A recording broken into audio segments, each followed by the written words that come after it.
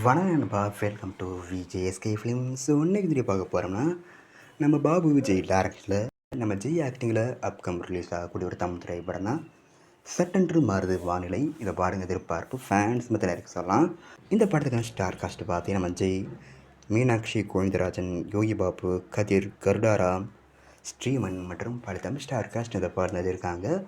So ரீசெண்டாக அந்த பாடத்துக்கான second சிங்கிள்கான song release பண்ணாங்க. சாங் கேட்க தரமாக இருக்குது, சூப்பராக சொல்லலாம். அந்த தரம் பண்ணியிருக்காங்க. ஸோ வளவே இருக்குது சாங்கு.